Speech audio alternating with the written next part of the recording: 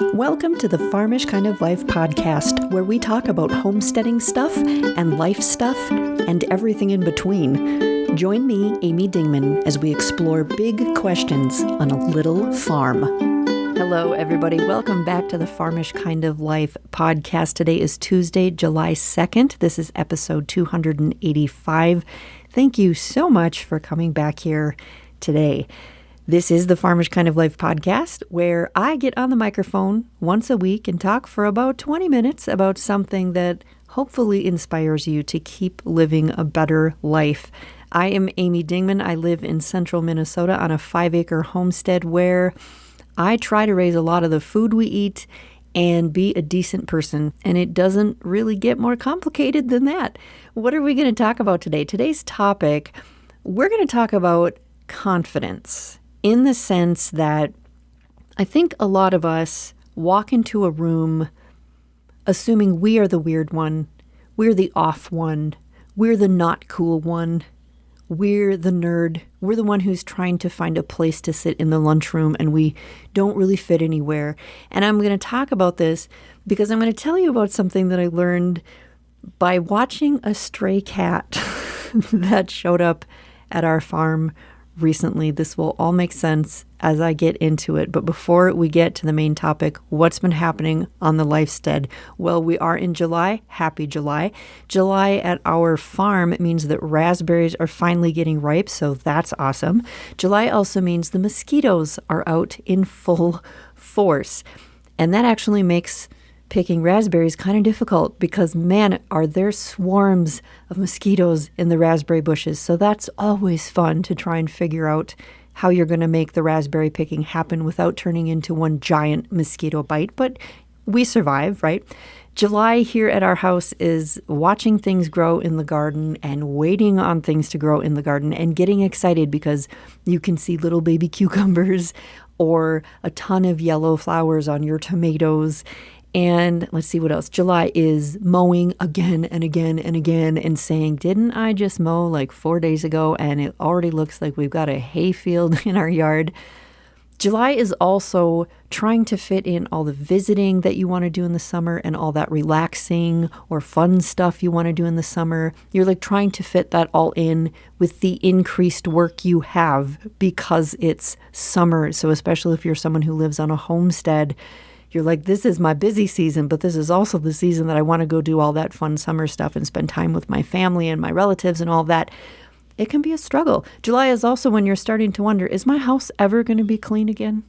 Because if you're spending a lot of time outside, you can't be in 2 places at once, right? You're like, how do I keep the house clean and also do all this stuff in the yard and on the farm? Y'all, you can't. You can't be in 2 places at once, right? July is also, at our farm, taking care of destructive varmints. Maybe a varmint that you are going to let slide this one time. Because you know what? That one's kind of cute. And I don't think I'm scared of those varmints anymore. I think that one, I don't know, it's kind of cute. Even though you know better, right? So you let it slide. And then a week later, you're down 3 ducks. Y'all, there is nothing like starting off your morning in your jammies and your Crocs and going out to do chores, and you round the corner of the barn to see a raccoon, close your ears, kids, snacking on a duck that they have somehow pulled through the fence. Even though it is double fenced, y'all, it's not a pretty sight. But this is why we have high FPS 22 caliber air rifles, my friends. And that is all I'm going to say about that. What else? The July Farmish papers have been sent out. So if you are a current subscriber, look for those to arrive very shortly in your mailbox. If you are someone who is not currently subscribed to the Farmish papers, which is my monthly snail mail newsletter that I've been sending out for a few years now, if you're not a subscriber and you've been wondering why I haven't really been talking about it lately or promoting it lately, that's because the Farmish papers are going through a little morph, a little adjustment here in the near future. We're going to change things up a little bit, change what it is and how it goes out and what comes with it. And so I haven't really been promoting the Farmish papers much because I want to get the whole adjustment figured out and implemented before I really start hitting all that marketing again about the Farmish papers. It's still going to be something that comes to your snail mail mailbox, right? This is not an email newsletter. This is, you actually get it and hold it in your hands, and it's wonderful. We're just going to do something a little bit different with it. So stay tuned for information about that. I think that's all the updates I have for you right now. Can you hear all the birds in the background?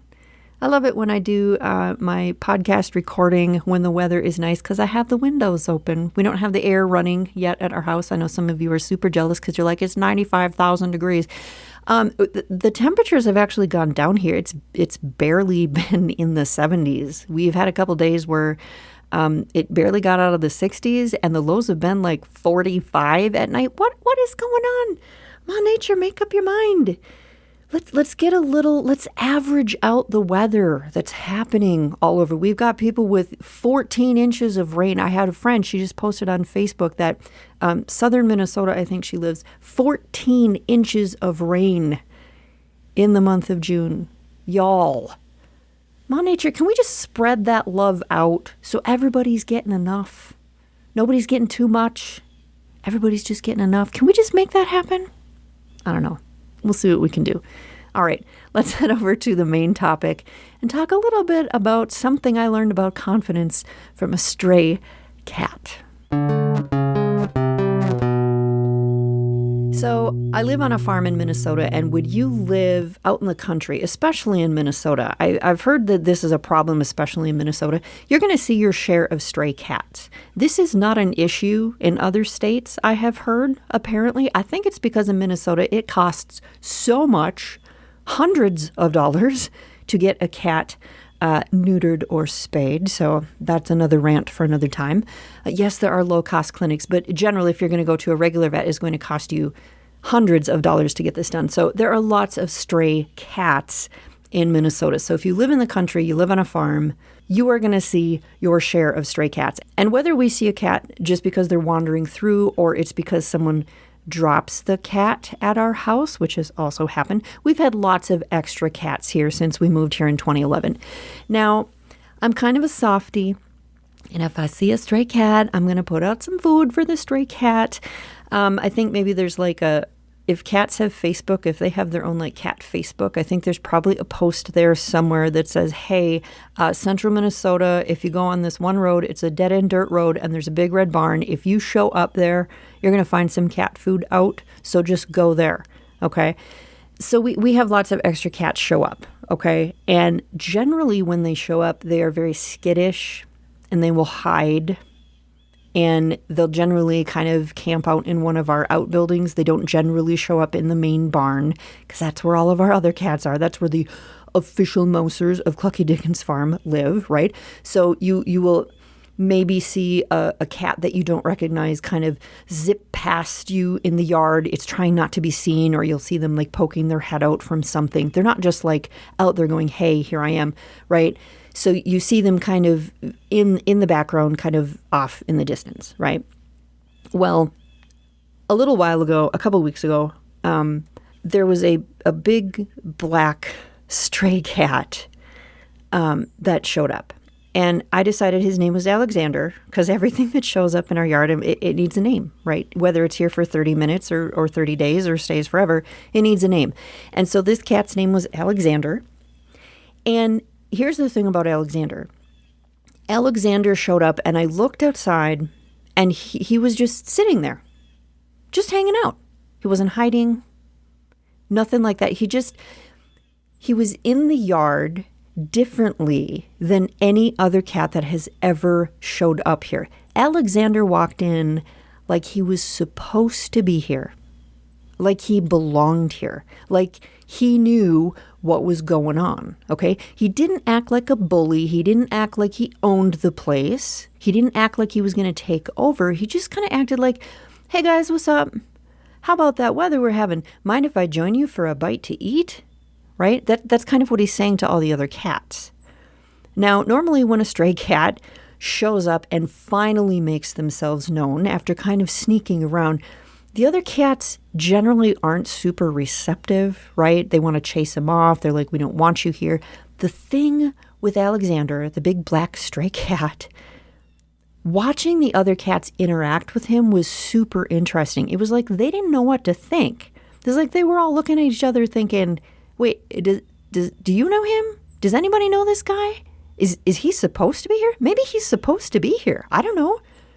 It's like they all looked at each other and were like, he kind of seems like he knows what's going on here. Okay.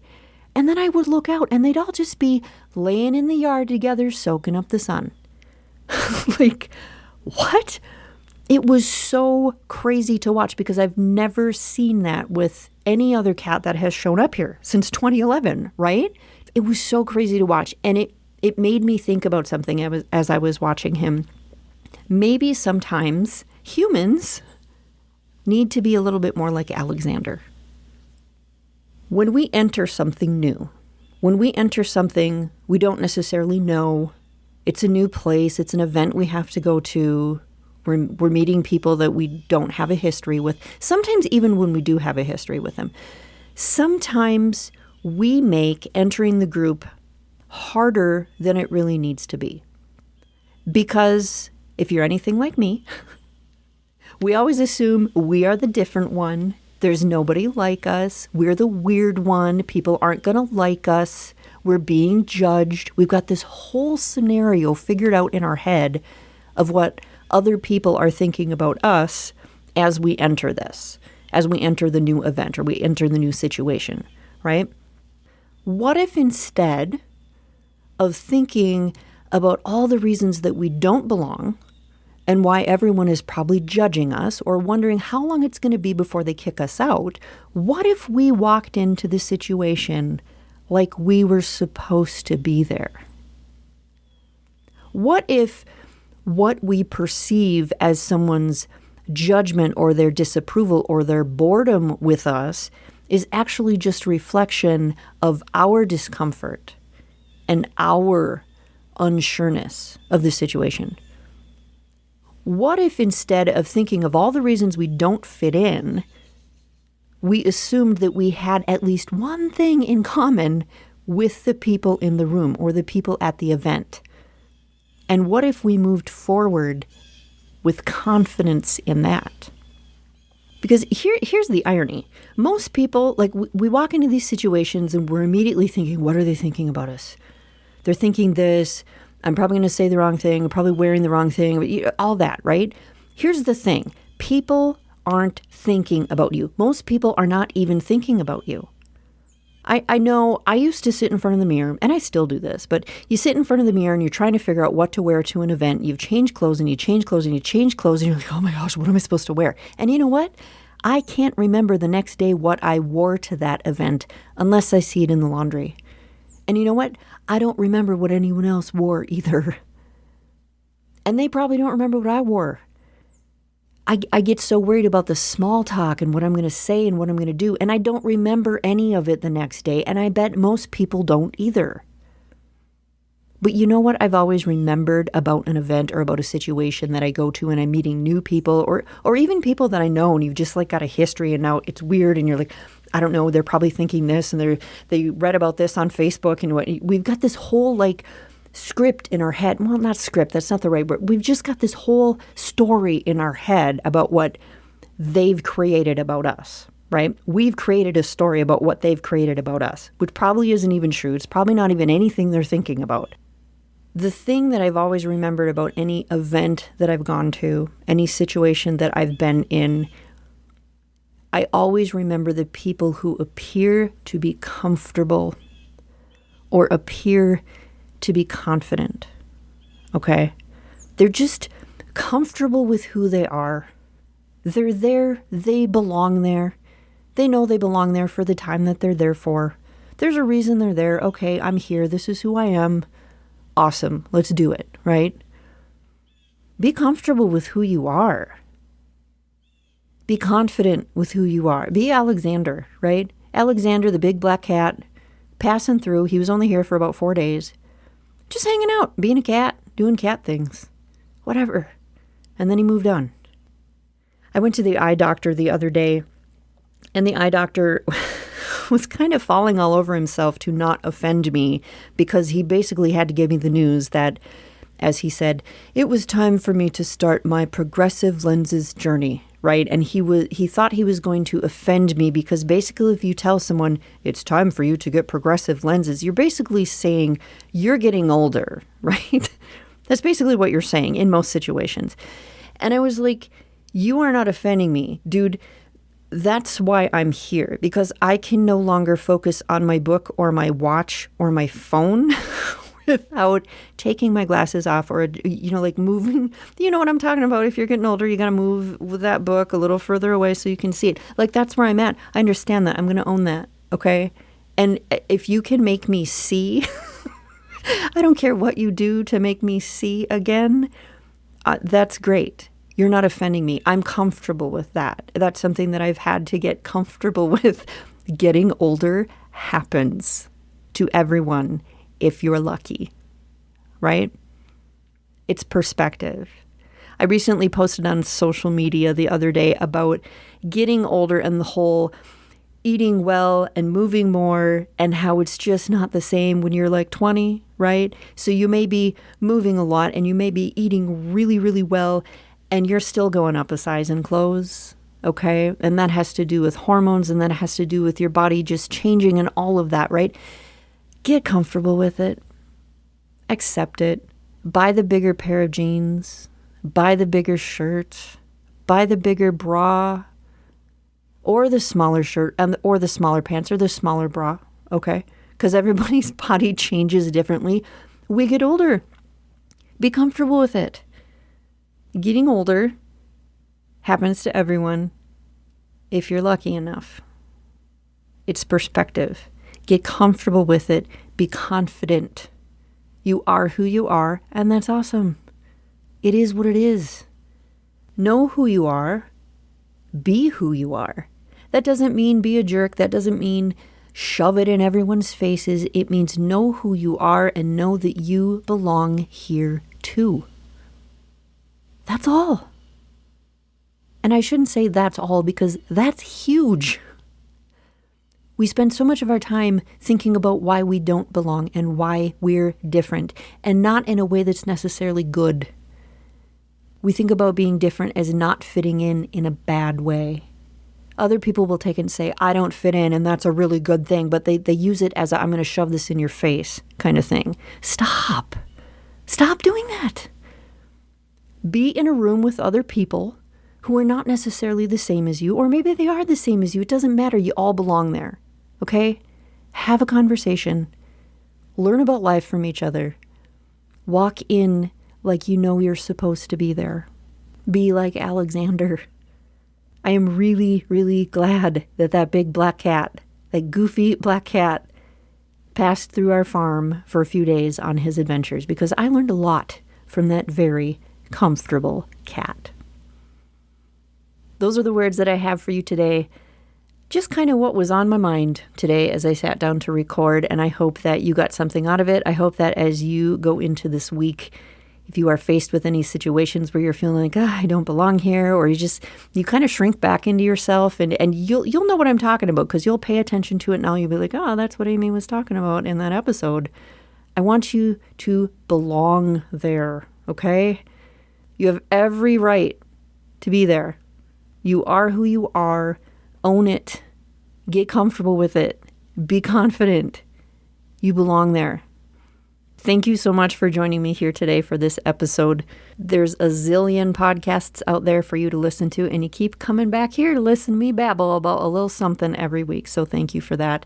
I hope you have an awesome week. If you have anything you'd like to share with me, any thoughts from this podcast episode, or anything that you would like to hear about, drop me a line at amy@afarmishkindoflife.com, or find me on social media. Have a great week, you guys, and I will talk to you again soon. Hope you enjoyed the show today. To continue the conversation, visit our website at afarmishkindoflife.com, find A Farmish Kind of Life on social media, or drop me an email at amy@afarmishkindoflife.com. Peace, love, and bacon, y'all. Stay farmish.